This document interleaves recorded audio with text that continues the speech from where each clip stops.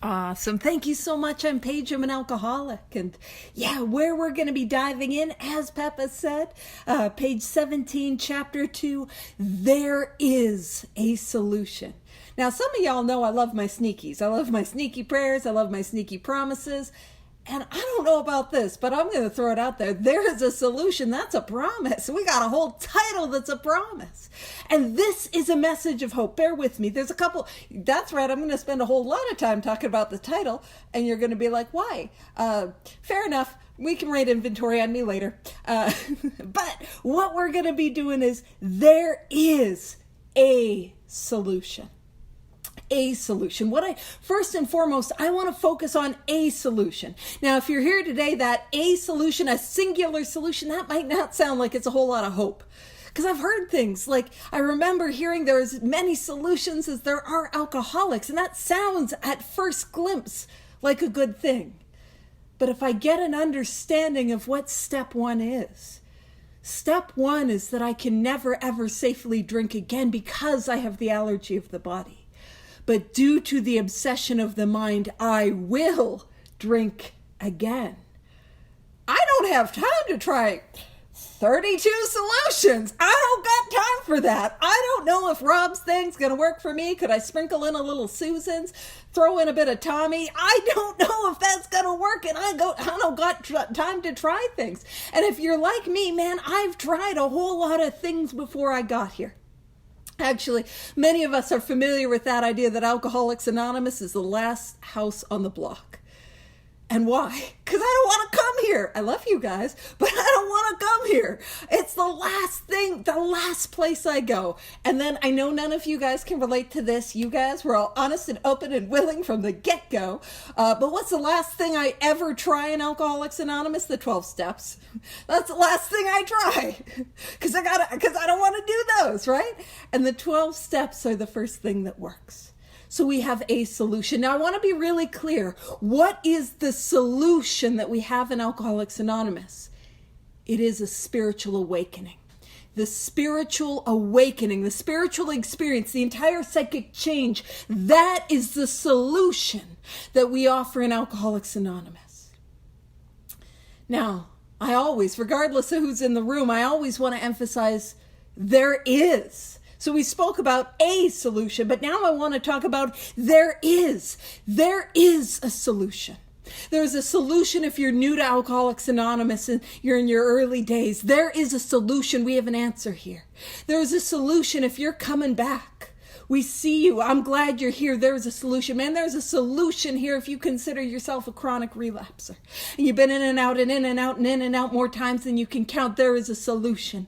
And there is a solution if you've been around this thing for a while and you've never experienced the magic, or then magic is long gone. What I want you to know is there is a solution. We have one here. And it doesn't take long to get it. It does not take long to experience it. And when I understand that this, a spiritual awakening, is my solution, that clears away all the clutter. It clears away all my ignorance, all my misunderstanding, all the things that I want to distract myself with. That's what I got to go after. And how do I get a spiritual awakening? How do I get a spiritual experience? That is the sole purpose of the 12 steps. So the 12 steps are what I need to do, the actions I need to take to bring about the experience that will allow me to have permanent contented sobriety. Now, some of y'all know the permanency. We got a little asterisk on that. That is contingent on the actions that I take on a daily basis. So, 5 minutes on the title. That's not too bad for me, to be honest with you guys. And my next big book study, we're going to be getting into the chapter 2 Wives. Oh, we're going to be talking about that title for a bit. So let's dive into more than simply the title. It says, we of Alcoholics Anonymous. Now, I want to talk about that we, because that we was originally not the Scottish we of just little Alcoholics Anonymous, but I'm like, where are my Scottish people? Y'all get that humor. But it is the we. Now, in those early days, or when the book was published, the we was trying to reference the first 100 members, 80. And it was this idea of a group conscience textbook, which was not fully true, but The takeaway is the idea that the we of Alcoholics Anonymous was essentially referring to the experience of the first 180 members of Alcoholics Anonymous. But I have a friend, Terry, and I think he stole it from our friend Babe, that talks about this is a book of mirrors. And what do is I hold my experience up to this book. And I'll see myself as we go in through there as a solution. I'll see myself through it. And I'll see myself, if I take this course of action just as much as I see myself in the hopelessness of alcoholism, will I see myself in the hope that is the promises, the hope that is the descriptions of the spiritual awakening, the spiritual experience. I will see myself there. And so when we talk about the we, what I have come to believe is that originally the we was a hopeful reference to the first 100 members and their experience. But the more of us that do this work, the more of us that have the experience that is outlined in this book, the work that is outlined in this book, and have the experience that is promised, the solution that is promised, the more of us are included in the we. So we of Alcoholics Anonymous know thousands of men and women. And I always want to point out when it says men and women, that was also a hopeful and inclusive statement, because it was 80 dudes. And at this point, one gal, Florence Rankin, and she was just doing her best, and thank gosh for her, because she was adamant that we are not calling this thing 100 men. Absolutely not. Praise Florence. Like she knew, we're not doing that. Absolutely not. So that was always a hopeful and inclusive statement. So we of Alcoholics Anonymous know thousands of men and women who were once just as, and I want us to emphasize, hopeless as Bill. Hopeless as Bill. Because I need to see myself in the hopelessness of that illness. And again, what is the hopelessness of my alcoholism? What is the powerlessness of my alcoholism? What is the unmanageability of my alcoholism? It is that I will drink again. And it's going to happen sooner than I think. That is what we're talking about. And it is only when I see the hopelessness of my illness that I am cracked open enough to be able to receive the hope that is on offer. And this is the hope. Nearly all have recovered. Now bear with me. If you're one of those people that's like, whoa, recovered. I hear people that refer to themselves as recovered alcoholics. Oh, and it's so pompous and so arrogant, or we hear that word and it makes our hackles rise. What I want you to know is when we talk about what it means to be recovered, what we're talking about is and Rob's going to put some stuff in the chat. I could see his wheels turning. He's like, oh, I got to put that there. What does it mean to be recovered? What we're talking about is those 10th step promises. Those promises in step 10 were the obsession of the mind, the thought that I have when I am sober that tells me I can drink again. This time will be different. Nobody will ever know. I just got to get it out of my system. My problem was drinking with Canadians, but we're across the pond. There's no alcoholics there, right? That is gone. That thought is removed from me. And how we get there is we take the course of action that is outlined in this book. Now that recovered, here's the thing. If I stop doing this work on a daily basis, I'm not going to stay recovered. That state of recovered is not a permanent state if I'm not continuing to take action. But that is a message of hope. And actually my sponsor, he will introduce himself as a recovered alcoholic. And the reason he does this, and I don't care if you do, I don't care if you don't worry about it, but I want to share this because it's on my brain and I have the attention span of a gnat. So we're going on these tangents. My sponsor, he describes himself as a recovered alcoholic, one, because that is true, because he is living in that recovered state, but also because if he's at a meeting, and all he does is introduce himself, like if a meeting where you go around and introduce yourself. And he's not able to say anything else in the meeting. He is able to carry a message of hope to the newcomer. And that's why he does it. And I don't care if you do it or not. I'm not telling anyone what to do. I mean, unless you're my sponsee, in which case I won't tell you what to do, but I'll show you what I have done. And we got a course of action to take, so let's hustle up. So that's the exception. All right. All have recovered. And that's the hope. And it says they have solved the drink problem. And that, again, a message of hope, a message of depth, that this thing is answered. It is not a set it and forget it deal, though. I've got to continue to do this thing as a way of life. But man, that it is not just a don't drink today, just one day at a time. If I just don't drink, tomorrow might suck just a little bit less. Oh, that's not law. I'll take 24. There's nothing worse than, I'm a grateful alcoholic. You know, nothing worse than that. Been there. When we talk about solved, it means, man, we get to live free.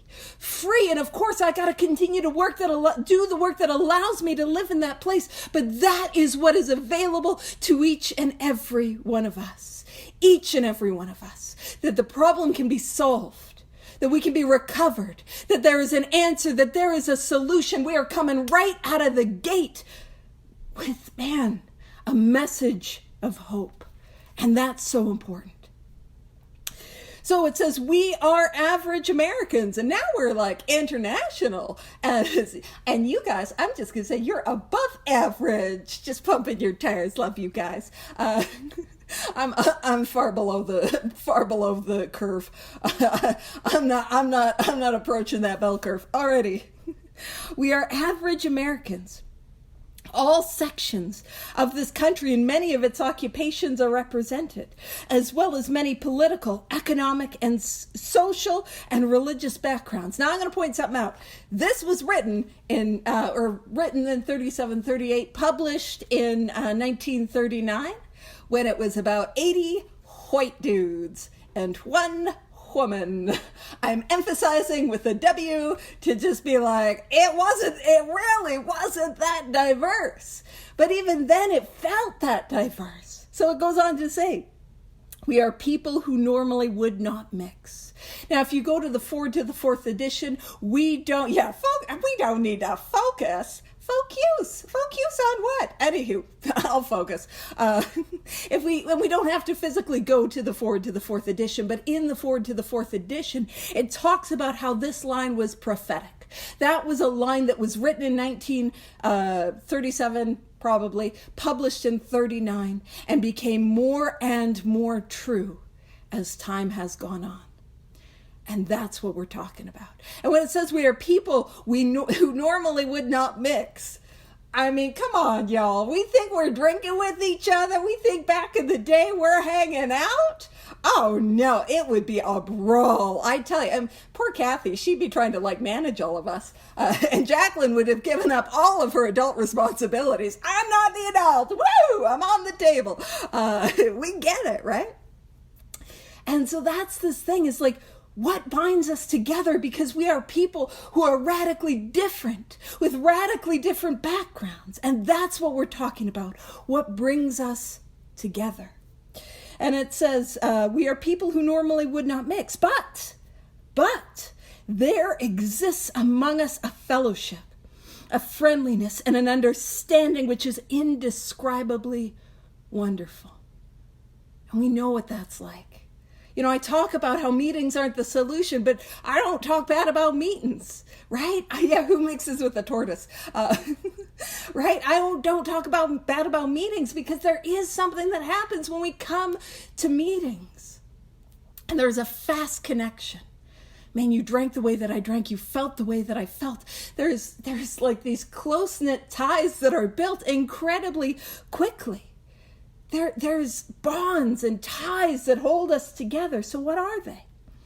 It goes on to say, we are like the passengers of a great liner, the moment after rescue from shipwreck, when camaraderie, joyousness, and democracy pervade the vessel from steerage to captain's table. What are we talking about? We're talking about in reference to the Titanic disaster. Now, the Titanic sunk in 1912, book published in 1939. So if you think of any disaster that happened, 15 years ago, so it's not fresh, but it's fresh enough that it's kind of in the public consciousness. So, and also, for those of you who have some nescience in regards to the Titanic, we can go back and we can reference the 1997 movie by James Cameron. And you might think, are we really going to do that? Yep, we are. And for the homies, you guys remember it had 2 VHS tapes. What? Mind-blowing. Now, for the youth, a VHS tape is a piece of media that you would, anywho, and you go to Blockbuster. Oh, you guys remember the smell at Blockbuster? Oh, it was good. All right, focusing. So, when it says we are like passengers of a great liner, the moment after rescue from shipwreck, when camaraderie, joyousness, and democracy pervade the vessel from steerage to captain's table. Now, seriously, put in your brain the 1997 and or 1998. Now I feel like I got the year wrong. Don't quiz me on it. I'm sure Rob's looking it up right now. Now, oh, that's wild. Kate put in the chat, my friend's dad worked on the Titanic. And actually, so we'll talk about that. But for right now, we'll talk about the movie.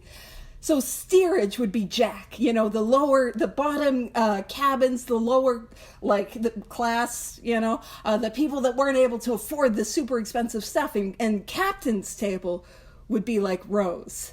She's sitting with the captain and she's wealthy. And I'll go on this little tangent. But I was working with a sponsee who explained to me how damaging that movie was for him. Because if you are thinking, oh, the Titanic, what a romantic movie. Absolutely not. I cannot encourage you anymore to not model your sex ideal after the movie The Titanic. Let me paint a picture for you. If you remember, Rose, she was engaged to another man. Now, fair enough, it was a man she did not need, or she did not want to be engaged to. The red flags all over that situation was not going to be a healthy marriage, but I'm just throwing it out there. She was not physically available to be in a relationship. Also, she did the thing that I know none of us can relate to. She was about to throw herself off the front of the boat. And he finds her. And in that moment, she needs her girls. You know what I mean? She needs her girls. She's got to work through some stuff, help her with some inventory, get a sane, sound, sex ideal girl. Instead, Jack shows up to rescue her. I'm just going to throw out there, she was about to off herself. She is not emotionally available to be in a relationship. Then they have a torrid love affair. The scene with the hand when they're in the car on the window. It's a steamy love affair. And ooh, who doesn't want one of those? But then we get into survival mode and she's going to survive and she's like, no, let me sacrifice myself for you, and gets on the boat, back on the boat, creates more trouble. They're on the door. Now the door thing was more of a buoyancy issue than it was a room issue. That's not a hill I die on though. And anywho, he sacrifices himself and dies for a woman he met 4 days ago. All I'm saying, you might be like, girl, at this stage it was a little fatuous, that this is what are you on about? I'm just saying we can model our sane, sound sex ideals after something a little bit healthier, where, everyone's available, there's mutual respect, everyone survives. That's kind of what I'm after. Just throwing that out there for sponsees. All right. So it goes on to say, unlike the feelings of the ship's passengers, however, our joy in escape from disaster does not subside as we go our individual ways. And so the actual survivors of the Titanic, they went through this thing where they were like, we went through this terrible thing together, this traumatic event. We're going to stay connected. We're going to be friends. We're going to have reunions. We're going to do this thing. Now, any of you went to rehab? Anyone go to rehab? You know that thing where you get out of rehab and you're like, we're going to have camping trips, we're going to have barbecues, we're going to go to meetings together, we're going to hang out. But what happens after treatment? There's a sort of falling away. And there was that same thing that happened with the Titanic survivors. And what is the point of that? Well, what the point of this is that a common problem is not enough to hold people together. We need more. So in Alcoholics Anonymous, we do have a common problem. It says the feeling of having shared in a common peril. Now that peril is that problem, that danger, that life and death situation, the traumatic event is one element in the powerful cement which binds us. So that is an element, but that in itself would never have held us together as we are now joined. And so I want to be really clear. What is our common problem? Our common problem is the allergy of the body and the obsession of the mind. That is our common problem. That hopelessness of alcoholism. And man, if you got this thing, you know that feeling. Man, it feels like I'm drowning in the North Atlantic Sea. You know what I mean? I'm drowning and there is no hope for me. Actually, I don't normally share this, but I remember when I was again, I'm going to share this, but it doesn't make me an alcoholic. I was homeless and I was living on the streets of Calgary. That just makes me not a good roommate. Alcoholism is lack of control once I start to drink, lack of choice when I said I don't want to drink and I then drink again. That's what alcoholism is. But anyway, I was homeless, living on the streets of Calgary, and it was really alarming for the people in my life, because I had burnt it to the ground really quickly. I am an alcoholic, despite the tangents, that I like efficiency. So if you're like, how old is she? Don't you worry. I burnt it to the ground efficiently. Got myself into a hopeless position quite quickly on that one. All right. But I was homeless, living on the streets of Calgary. I had a friend from my rugby club. It's a real thing when rugby players are worried about your drinking. Like, the flags are red, about as red as Jack and Rose's relationship. Now, she took me out to Wendy's to get a bite to eat, and she was just baffled at how my life got to where it was. And she asked me, Paige, what is your life like? And the only way I could describe it was that it was like I was living in an ocean and I was slowly drowning, and I was just trying to tread water and I was drowning. Like, that's what it was like for me. But that by itself doesn't hold us together. So what holds us together in Alcoholics Anonymous? And it says the tremendous fact. Not theory, not maybe, not keep coming back and maybe it could. No, the tremendous fact for each and every one of us, or for every one of us, is that we have discovered a common solution. Our common solution is the spiritual awakening, the spiritual experience. That is our common solution. And it says we have a way out. Now that was thrown around as one of the topics for, or one of the potential titles for the book Alcoholics Anonymous. They made poor Fitz Mayo, my homeboy Fitz Mayo. They made him go to the Library of Congress to see how many a way outs there were. There was a whole bunch of them, and they had sent him on that errand. They decided they weren't going to use it even before they sent him. Poor Fitz. Decided me and the co-founders are besties. It's fine. It's not delusional. We don't have to look too closely at it. Alrighty. So we have a way out. Now I want to be very clear. What is the way out that we have? So if our problem is the hopelessness of alcoholism, the allergy of the body, and the obsession of the mind, and our solution is a spiritual experience, a spiritual awakening, a psychic change. How do I get from that hopelessness to that hope? How do I get from hopeless to recovered? Again, I want to be very clear. It is the 12 steps. The 12 steps as directed out of the book Alcoholics Anonymous. That is our way out. And so it says we have a way out on which we can absolutely agree, which I think says something, because we don't agree on much. And if you're like, I don't know about that, well, you come get involved in a group conscience. ODAAT, always looking for people to be of service. I don't know. I don't think you guys are too contentious. But it says we have a way out on which we can absolutely agree, and upon which we can join in brotherly and harmonious action. So that is our program of action, the 12 steps that we're working together. Action, I've got to do them, which is rude because I don't want to be doing things. I would like to be talking about things, thinking about things, pontificating about things, doing things. That seems like a whole lot of effort. I sure as heck hope we don't have a chapter called Into Action or anything like that. Spoilers, spoilers we do. All right. But it says, this is the great news this book carries to those who suffer from alcoholism. And it is great news. It doesn't sound like great news all the time because it's like, I want to do an inventory. I want to do a fifth step. I want to make amends. I want to pray. I don't want to meditate.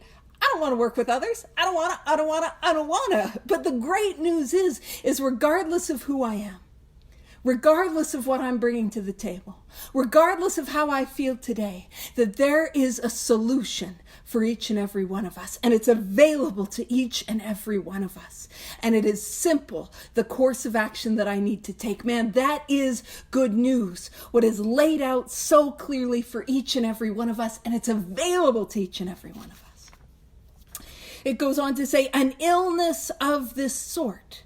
And we have come to believe it an illness. Now, I've spoken about this before. Another woman who was incredibly instrumental in the early days of Alcoholics Anonymous. She's credited as the first woman to achieve sobriety in Alcoholics Anonymous. Marty Mann, you know, she's a gal. Marty Mann. And her doctor was Dr. Harry Tebow. And she was given a copy of this book. And she did a lot of work outside of Alcoholics Anonymous in the medical and psychiatric field to get alcoholism recognized as a disease. And in 2025, absolutely, alcoholism is a disease. It's listed in these fancy smarty pants medical books, DSMs, all of those. You can tell when my knowledge, I'm like, let's go back to talking about the movie Titanic, where my knowledge ends. It's like Avatar, but on a boat. It's nothing like Avatar. I'm just James Cameron. All right. But so I don't ever correct anyone when they say that this is a disease, because that's not incorrect. But I only refer to it as an illness. And the book only refers to it as an illness. Now, the reason the book only refers to it as an illness is in part it wasn't recognized as a disease. But there's an interesting, and for me, I feel important distinction between an illness and a disease. Now, a disease is a doctor's diagnosis of the patient and their symptoms. But an illness, so again, disease is a doctor saying, you got this. An illness is the patient's recognition of their symptoms. So when we look at alcoholism, how many times were people diagnosing us before we got here? You got a problem, you're an alcoholic, you got to do something, boop-a-doop-a-doop. Does not mean anything to somebody like me. I mean, it like every once in a while, it like mostly it'll clink, clink, clink, but every once in a while it'll pierce through that like armor of denial that I got. But what I need to do is I'm the one that needs to be convinced. I'm the one that needs to be convinced that I have this illness because I'm the one that's got to do something. I've got to see myself in these symptoms and these symptoms in me. So that idea that it is an illness, it is a report of what I have, what I am actively experiencing, that's what we're talking about. So an illness of this sort, and we have come to believe it an illness, involves those about us in a way that no other human sickness can. If a person has cancer, all are sorry for him and no one is angry or hurt. But not so with the alcoholic illness. For with it there goes annihilation of all things worthwhile in life. And we think about that idea of annihilation.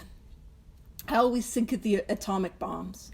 If you've ever seen videos of atomic bomb testing, you know, where it's like you see and it's leveled to the ground. So is this my experience? I hold my experience up to this light. That my illness, alcoholism, the inability to control the amount that I drink, and that inability to stay sober, no matter how much I need to, that what that did was that annihilated everything that was worthwhile in my life. Is that my experience? And it says it engulfs all whose lives touch the sufferers. And I visualize it like that mushroom cloud that just that spreads indiscriminately. So anyone who is, man, don't we all we come in and I'm like, I'm the only one that I hurt with my drinking. And I get a little bit of self-awareness and I see that anyone that was close to me was affected by my alcoholism. I've done some work in Al-Anon. I'm on a tangent, so I'm going on it. But did you know in Al-Anon, to qualify for Al-Anon, you did not even need to meet the alcoholic. It could be like a grandparent that you never met. And the destruction of that person's alcoholism has just ravaged through family lines. That's the illness we're talking about, right? And it says it engulfs all whose lives touch the sufferers. It brings misunderstanding. Is that my experience? That around me, the people were filled with a sense of misunderstanding, fierce resentment, financial insecurity, disgusted friends and employers, warped lives of blameless children, sad wives and parents. Anyone can increase the list. Is that my experience? And that misunderstanding, is it possible that I was just as confused as the people in my life? Is my experience that for me, people were like, Paige, why are you doing it? A lot of the people I played rugby with, they were baffled as to how my life got so bad. And I was just as baffled. I didn't have an answer. And when people would say, Paige, why would you drink again? Why would you do that again? Why would you pick it up again? And it's I could kind of give you an excuse, but I really in my heart, I'm like, I don't know. I don't know, because in this moment, each and every one of us can say to take a drink is to die. Each and every one of us can say, if I take a drink, it's going to ruin my life. It's going to hurt those I love. I'm going to be filled with guilt and shame and remorse. Every single one of us. And if I have this illness and I don't treat it, a time and a place will come where I can't see that. And I really believe this time will be different. Nobody will ever know. I just got to get it out of my system. And I believe that lie. That's the power of this illness. And that's what levels it to the ground, is that I continue to go back to it despite the destruction it's caused. And man, I don't know why I'm on this kick. And I don't talk about this a whole lot. I do. I've started talking about it when in the doctor's opinion, but I just have this story on my heart, so I'm going to share it. It's that idea that I remember really believing that nobody was being hurt by my behavior. And again, I'm homeless. I'm 18 years old, living on the streets of Calgary. And we can imagine that good things are not happening. I am not woo, just having a good time. And I remember I lived under this underpass. There were railroad tracks, because I am classy. You guys, I am a classy sort of drinker, but I would live, there was a couple places I would live. I would live in a shopping cart fort in front of the bottle depot, because the people that I was hanging out with were not kind, loving people, and they would upset others with their actions, and then people would want to kick our heads in while we slept, because I was making good choices. I was beyond the power of choice, but regardless.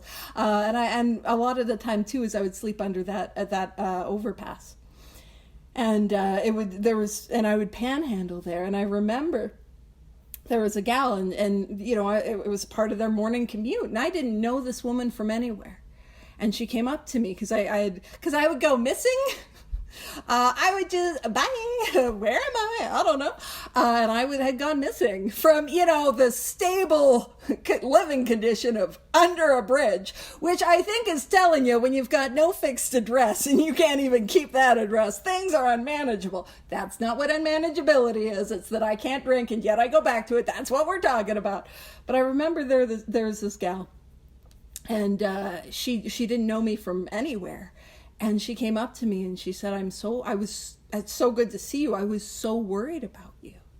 And she had mentioned that not good things happen to, people that are living that way of life. And I didn't know this person. I was just somebody that she saw on her morning commute. And yet I'll show up with the arrogance to say, I was only hurting myself, like I was only hurting myself. And this is a complete stranger who saw this homeless 18-year-old kid, really, that would like sit in the sun to warm up and ask for change. And she was worried about me. Like that's the destructive power of this illness. It goes on to say, we hope this volume will inform and comfort those who are or who may be affected. Now, there's many an AA speaker who talks about our job is to comfort the disturbed and disturb the comfortable. Now, and I'm going to talk about that a little bit. Like, what does that mean? Because we say it, we have a little giggle, and we repeat it, but like, what does that mean? You see, if I'm disturbed, what that likely means is I've got an awareness of the reality of my alcoholism. If I've got that fear in me, I know that I'm going to drink again, and I need to stay sober, but I can't stay sober. Man, I'm not okay. And so the comfort that we're able to offer is that we have a solution and we have a way out, and you don't have to do this thing alone. We're going to take your hand and take you through these 12 steps, and you're going to have this experience so that you can live alive and free. Now, if I'm coming here and I'm comfortable, I'm like, it's good, life's good. Yeah, the good old grippy socks. If I'm showing up here and I don't think I need grippy socks, I got my life together. Man, the disturbing is offering the reality of what this illness is. And when I see what this illness is, then I see my need, my desperate need for a solution. So it says, we hope this volume will inform and comfort those who are or who may be affected. It says, there are many. Again, I do not know the depth of how people can be affected by my illness. And I feel like I should share this story too, because it's the flip side of the coin. And again, I normally do this in the doctor's opinion, so apologies for people who are like, I've heard this already. I go on tangents, and some of them get a little repetitive, and I do like 4 big book studies a week, actually technically sort of 5. So sometimes I forget what I say and where I said it. There was a time I had a sponsee, and she was, actually it was the meeting that when Rob came to Calgary, he spoke there, and it was great. We got to listen to Rob. Yay, Rob. He's like, I don't like speaking. And I was just, woo. But it was that meeting. Rob, this was like a couple of years before Rob came to that meeting when he visited Calgary. But I went there to, had a sponsee that was doing a thing there, and I wanted to go support her. And on the way, the person who would drive me, we were going to the building, and there was a gentleman who had fallen. We all know you fall flat back. You can just tell when somebody's like full on like timbered, like it's happened. And he was flat on his back in a parking lot. And I go over, and he wasn't fully responsive. Like, he would sort of, blah, blah, blah, but he wasn't, like, getting up. He wasn't telling me he was okay, so we call an ambulance. A fire truck and ambulance come. They say, hey, we got it. And I'm like, you guys are the experts. You got it. And so we go to the meeting. And then we come out of the meeting, after the meeting, and I see the guy's, like, suitcase. And I'm like, they left his suitcase? And then I see that, no, they left him and his suitcase. He was still there. And I'm like, oh, gosh. So I go over to, yeah, exactly, Eileen. I go over and we check in on him, and he's far more responsive. And we started having a conversation, and I, was introducing myself, and we were talking, and I say, hey, my name is Paige. And he's like, oh, I know you from the meetings, and it's one of those things. By that same token, I don't know who will be harmed by my illness, by that same token, I don't know who can be helped by my recovery. And he had a brief moment where he was willing to go to detox, and we set him up with a ride that was going to take him to detox, but he didn't make it to that ride. But we did get him a ride to where he was camping, so we didn't leave him there. But that same idea that, like, man, I don't know who I can help with this thing. So it says, highly competent psychiatrists who have dealt with us have found it sometimes impossible to persuade an alcoholic to discuss his situation without reserve. Did y'all know? And I think it was one of you told, it was Paul, or he's leaving and he's waving by. No, that's what he was doing. He wasn't copping to it. One of you told the medical profession about what really happens, because somebody lied, or somebody ratted us out. Because in the medical profession, y'all know what they do? If they suspect we have a drinking problem, they take the number that we give them and triple it. And they're like, how many drinks do you have a day, or how often do you drink? And they'll take that and triple it. Can you believe who did that? Who told? And why would the medical profession need to do that? Why? Because we have walls, we have barriers, we lie through our teeth about it. So they have found it impossible for us to be honest about our situation and what's really going on. So with people who are paid to help us, we don't tend to be fully honest. We tend to keep things to ourselves. We tend to have walls and masks. And I'll just throw out, why would I do that? The reason I would do that is because alcohol is the only thing that's ever really worked for me. And I cannot give up my solution. That's why I'm going to lie about it. And that's what we need a solution that's going to work just as well, if not better, than the effect that alcohol has upon me. So it says, strangely enough, wives, parents, and intimate friends usually find us even more unapproachable than do the psychiatrist and the doctor. And what we're talking about is those that are closest to us. Those are the ones that we try to push away. And I'll be honest, that hurts them.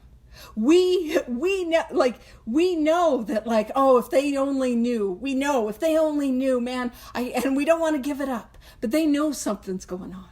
They know, even if they don't know, they know, right? And that pushing them away, that causes them harm.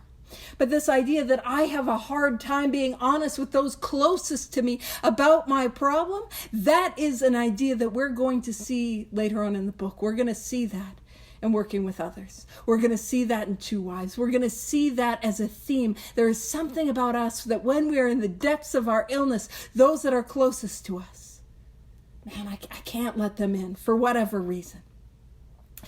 So it goes on to say, but the ex-problem drinker. Now this is in italics. It's important. Now the importance is, they didn't pay extra for it to be in italics, but it's still important. It says, but the ex-problem drinker. So somebody who has had this same problem. And it says, who has found this solution, who has found the spiritual awakening, the spiritual experience as the result of the 12 steps, who is properly armed with facts about himself. What does that mean? What does it mean to be armed with facts about yourself? And can you bring those facts about yourself through TSA security? Yes, you can. You know that, like, oh, I got stopped at the airport for the gun show, and then you do the flexing. Armed with facts about myself. Woo, I got facts. What does that mean? Why, I'm so weird today. I'm weird every day, but it's a Wednesday. So what does that mean to be armed with facts about ourselves? What that means is that I can tell you from my own experience what it is like to have the allergy of the body. That I can tell you what it is from my own experience, what it is like to have the obsession of the mind. That I can put those pieces together in my own life and talk about that hopelessness of my own alcoholism. And it says, that person, so that I have found the solution and I am armed with facts about myself, I can generally win the entire confidence of another alcoholic in a few hours. And what we're talking about is it doesn't take long to build that trust, that fast friends, those fast connections. It does not take long. And it says, until such an understanding is reached, little or nothing can be accomplished. Until that, man, I know that you're like me. I'm not going to trust you. I'm going to be like, because there's nothing worse than like when somebody who has no idea what alcoholism is about is like, let me tell you what you need to do. Oh, I'm not interested in that in one iota. But there is power in that I've been where you've been. I've felt what you've felt. I've gone through what you've gone through, and I have a way out. And if you don't want to feel the way that you're feeling, let's go. We've got an answer. We've got a solution. And what we're transitioning into, I'm not going to get to the next paragraph today. We're going to talk about it next week. But what we're talking about is sponsorship, working with others. Now, for those that are pedantic, you guys would never. But for those that may, a time or two, be known to have some pedantry, you might point out, girl, the word sponsor is not found in the first 164 pages, to which I will say, yep, you're right. But the job description is all over it. So what we're getting into is I need to work with others. And that's going to be a part of this solution. I've got to carry this message to others. And to do that, I need to be effective. I don't have to be perfect. I don't have to know all the answers. I don't have to be able to quote things from memory. I can ask for help. But I want to be able to share from my own experience, what does alcoholism look like for me? What does the spiritual awakening and the spiritual awakenings that I'm continuing to grow and to deepen, because I couldn't stay well on one drink, I can't stay well on one experience. What does that tangibly look like in my life? And just as important, to explain the course of action from my experience. Here's how we take inventory. Here's how we do a fifth step. Here's what the quiet hour looks like. Here's what 6 and 7 is. This is how I've made my amends, to share with that from my lived practical experience. And it's a reminder that the more that I do this work, the more that we come to studies, the more that we take others through the book, the more that I write my inventory, the more that I make my amends, the more that I work with others, the more effective I am in helping others. And it is a great responsibility. The great responsibility to carry this message to those who nobody else can reach. That's what is given to each. It's a gift and it's a responsibility. And it is a privilege to work with others. And I know if we haven't done it, it feels terrifying and awful and gross. No, I'm going to make them worse. I'm going to point out alcoholism, progressive, incurable, fatal disease. Can't make it any worse. And if I show up with my lived experience, with this book and a power that I have begun to access as the result of these 12 steps, a desire to help and a bit of humility, I just might be a small part of their miracle. And it does not take long to get there. It does not take long to be somebody who brings joy, who brings this way of life to those who need it most. We can get to that solution very quickly. So that's it for me. Thank you for the opportunity to share.